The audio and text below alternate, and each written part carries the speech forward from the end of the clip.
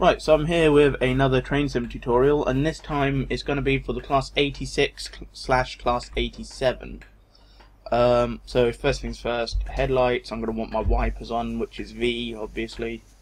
Put in forward gear, and then what you're going to notice is, when you press the accelerator up, it's going to go up to 60 and stick there. This is because this train uses what's called a tap changer, which means you literally tap it, and it will apply power. One thing you need to do is, in this train, there's these controls over here. If I, where are the light switches? There is a light switch for this somewhere. There we go, instrument panel. Turn on the instrument lights. You see those gauges with the green, yellow, and red? You want to try and keep those needles in the green, because when you go up higher than that, you're starting to overload the motors, and they will cut out. So you want to keep it in the green, which is around 180 amps. And then beside those gauges with the green, yellow and red, you've got another one which tells you how much % power it is, or what notch of power it is. The way I understand it is, these trains use the tap changer because it's sort of in the period of time when they were going over to the thyristor controls, which are what you're more used to. You put it up to a certain point and it'll apply power to that point, and it'll accelerate up to that point. And then when you take it back again, it stops.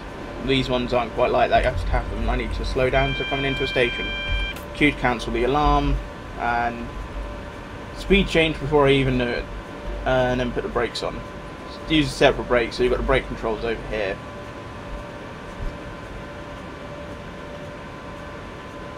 And I'm speeding, I know, I'm sorry. It's 4 things at once, not easy. So coming into here, make sure the power's off completely. Like I say, you just want to tap this like that. That's all you need to do. This tutorial will go for the class 87 as well, because they're basically the same as each other. They both operate in the same manner. So the class 86, 87, there's only a few visual differences really, and the fact that the 87 will go faster than the 86. So, also, I apologise if I get my hand in the way at any point, because I was just getting used to the camera on my old phone, and now I've got a new phone. So, there is a possibility my hand will get in the way.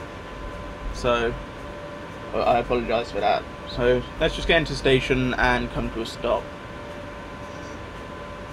This probably sounds different again, unless you've got the Armstrong Powerhouse pack installed, because I have the Armstrong Powerhouse pack installed in this train. So, or in this loco, and for the coaches behind as well, for that matter. So you're going to get this all the way in the station, pop the brakes on, bring it to a nice controlled stop. Really, I wanted to stop a bit earlier than this, I left it a bit late. Never mind. So I'm going to stop here, and of course load and unload passengers is T. We'll go to the outside views. Also, when you're in a station, take the train out of gear. It's best practice to do that, because these trains are remarkably loud. I've had a few 86s go past me pulling freight, because they're not used really on passengers, on standard passenger services anymore. They're Freightliner owns most of them now, and they run freight with them, so they're not particularly quiet. So when you come into a station, you drop the train out of gear to silence the fans, because it's the fans that spin up for cooling the motors underneath. So what I'm going to do is next, when I get through here, I'm going to keep yabbering on for a bit. There isn't a driver's safety device or driver's vigilance device in this train. It's just the AWS stuff. So if you coming up signals at yellow or red, you'll get the AWS alarm, and if you don't cancel it, emergency brakes. And if you're going across some points and you're going to be changing lines, then you'll sound again, and if you don't cancel it, it's going to put the brakes on. Same with changes in speed that are marked out by the AWS. If you don't acknowledge it, it's going to put the brakes on. Basically, if you don't acknowledge the AWS alarm, it's going to put the brakes on. You've got no choice in the matter. This train has 2 sets of brakes. You've got the train brake, which what I'm using at the moment, which applies the brakes to the loco and all the coaches behind. And then you have the loco brake here, which is this one. It's in the cab controls, it's here. All this does it just applies the brake to the one locomotive. Generally, you don't want to use that because it's not going to slow the train down particularly much. You only ever really need it if you're running the loco on its own without pulling anything. Otherwise, use the train brake. This one's not needed. Right. This is a tap changer system down here. I don't think there's any cab lighting in this one, so I can't make it any brighter. But you've got the reverser here. This is something I haven't really shown. You've got the reversers there, and that's going off obviously. And then you've got the tap changer here. I wish this stop was a bit quicker. There we go. I'm about to get going at 4:06. There's my buzzer telling me from the guard. Now I can't remember where the response buzzer is, because it's not B, because B is the horn now, because I have the Armstrong Powerhouse pack installed. This train does have the sander actually that works. That's wiper control. I don't know where it is, but anyway, let's get moving. So we're gonna put the train back in gear, dump the brakes off, and give it some power. And we should pull away nice and it should pull away fairly quickly actually. It's not as powerful as modern trains. I believe I think the minimum horsepower for a Class 86 was 950 brake horsepower or horsepower, and I think the max was about 1150 or 1250. I can't remember off the top of my head. But not as powerful as modern trains. Like the Pendolino, it has a combined 13,000 horsepower of 11 coaches. But this train does pull away quicker, ironically. But it won't accelerate as much, or it won't accelerate to as high a top speed. It'll only go up to the max on this, I believe, is 100. It's not written in the cab anywhere, which is what I've been looking for. I believe the max on this is 100. But the max on the coaches, I'm pulling a 125 because I've got Mark 3s. I believe they're all Mark 3s, yeah. That might be a Mark 2. These are all Mark 3s, and the max on Mark 3s was 125 because they were. Because the Intercity 125, and I cancelled that alarm before I get some brakes on. I've got double ambers. So what? Right. With the tap changer system, there are a few things that can be, or if you don't know what you're doing, they can be confusing. Like if you put this at 100, the train is going to constantly pick up power, and it's going to keep picking it up automatically on its own. The wheels are going to start slipping, and then it's up in the red big time now, and the motors will just cut out like that. There we go. You see the amps are at 0. There's no power getting to the motors. So what you've got to do is you've got to pull this back. There's a little bit there just before 0 to catch it. But I'm going to put it all the way to 0. If you put it all the way to 0, you're not going to be able to take power again until it's come to, or until that gauge that's going down now has come back to 0. So I'm going to put this back up to 60. I'm going to cancel that alarm back to the middle point, and what you need to do is you need to press this button here, which is the fault reset, and I don't know if my cursor is showing. That's annoying. So you press that, and then you should be able to take power again. Like I say, you should. Maybe it has to be in 0 first. Can't remember it. It's not often that it's happened to me. Yeah, you have to drop it down to 0% first, and then you can take up power again. And I can start pulling away and gaining up some speed. There really isn't that much to driving this train. It's just the tap changer system is a bit confusing at first, but once you've got the hang of that, it's quite a nice train to drive actually. I'm going to turn that wiper off because it's not raining anymore. So, like I said, I have the Armstrong Powerhouse pack installed, so you've got space for the low tone, B for the high tone. If you don't have that installed, it's just going to be the space bar. What you want to do is you want to keep monitoring this gauge over here and keep it up at about 180. Because 180 is about the point when it tips over into yellow.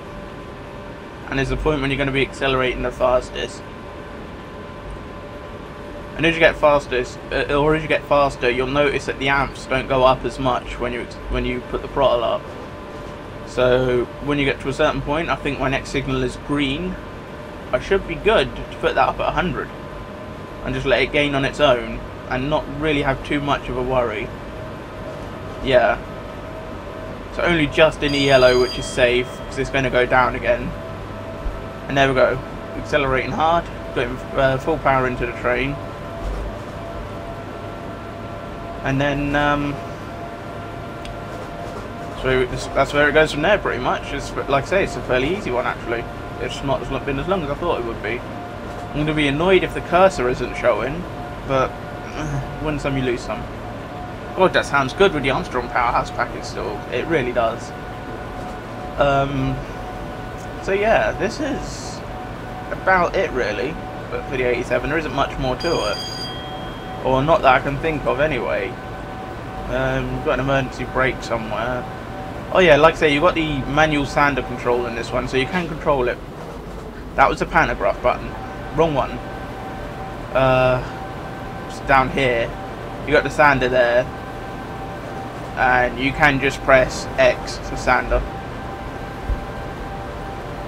There we go. That's this train going. It's quite nice. I quite enjoy driving these trains. I really do. The moment though, I'm waiting for the Class 90 from Wagons and Armstrong Powerhouse. I'm really looking forward to that, and that's what I've been holding off making videos because of that one train. Because I'm really looking forward to driving it. Because the stuff on the West Coast Main Line is my favourite stuff. I live right next to the West Coast Main Line, so I see a lot of the stock along there. Not so much these 86s anymore, and there's a big lag spike. Or no, I've never seen an 86 on the move. So I've seen most of the modern stock that runs along there, or modern-ish.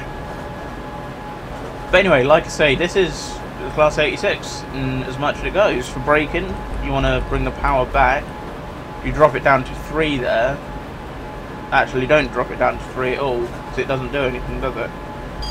And 3 is just there to catch it. I generally like to just tap it through quickly, because I can go through the power range a lot quicker that way, I find. And for braking, just bring power back to 0, pop the brakes in. You'll notice that when you put the brakes on, the fans will speed up and it will get a bit louder. It stops fairly quickly, actually. There's a coal train beside me, it looks like. Is it coal? Did I call it right? It's empties. Empties. Oh well, I was close. But yeah, there we go. That's all there is to it, really. Harder you brake, the louder the fans get. I don't know if they get that loud because of the Armstrong Powerhouse pack. I'm not sure if they get louder with the standard. But yeah, basically that's all there is to it. And like I say, this tutorial will go for the Class 87 because the 87 is basically the same. There really isn't a difference between the two. There's only a few visual differences where on the front of it, instead of having the 3 separate windows, the 87 has 2. And the 87, like I say, it can do 110, whereas this is limited to 100. If pull away again, just wait for the brakes to come off, and it should dip into power now because I've pulled it up a couple of times. That's too high. That's acceptable. So it will just sit there now and pull away. So basically, yeah, that's it. Like I said, I've said that's it a lot of times now. I really have. I'm sorry. But yeah, thanks for watching. If you found this video useful, please leave a thumbs up. And I'll see you next time for another tutorial. I'll probably do the Javelin, I think, will be my next one, because that's another complex electric. But yeah, thanks for watching, and I hope you enjoyed, and I hope you found it useful.